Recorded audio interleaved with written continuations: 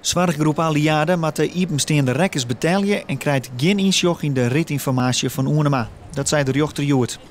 4 jaar lang verzwargen Oenema het vervier van handicapten van Aliade. De zwartgroep had het idee dat ze er 4 te volle van betalen had. Daarom eersten ze insjoch in de administratie van Oenema. Maar die toestemming krijgt Aliade dus net. Deze uitspraak komt hut on bij de zwartgroep. Ja, dat is wel een beetje zuur. We hadden natuurlijk gehoopt op een andere uitspraak. We hebben ook geconstateerd dat een aantal dingen niet kloppen. En het blijft publiek geld, zorggeld. Maar de rechter heeft anders besloten. Dus dat betekent dat we ook deze week nog dat geld zullen overmaken. Maar het is heel lastig om nu te reageren waarom de rechter zo heeft besloten. Want hij heeft alleen zijn beslissing kenbaar gemaakt in verband met het spoedeisend karakter. Maar hij heeft niet gemeld waarom hij zo heeft besloten. Dus dat blijft toch nog even gissen voor ons. Op verzoek van Oenema had de rechter gauw uitspraak dienen in deze zaak. Het taxibedrijf had geld nodig om de rekkers en de salarissen te betalen.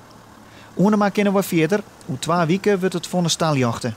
Het enige wat wij kunnen bedenken is, omdat we toch al 5 jaar met Oenema hebben gewerkt, is dat de rechter zegt van ja, dan had je misschien eerder aan de bel moeten trekken. Dus dan heb je het recht om te klagen verspeeld. Dat zou een mogelijkheid kunnen zijn. Maar je merkt ook op het moment dat je verandert van vervoerder en de ritten worden gereden door de nieuwe vervoerder, dat er dan grote verschillen zijn. En dat is voor ons toch nog aanleiding geweest voor verder onderzoek. Want dat zou dan toch om forse bedragen kunnen gaan. Bij de uitspraak van de rechter liet het er voor Oenema een eind te komen onder strijd met Aliade. Als het betaald is zometeen, dan is het wat Oenema betreft, verwacht ik, afgedaan. En ja, ik denk ook wat Aliade betreft, maar dat zal Aliade natuurlijk zelf moeten beoordelen. Aliade wacht op de uitspraak van de rechter af voordat ze verdere stappen ondernemen.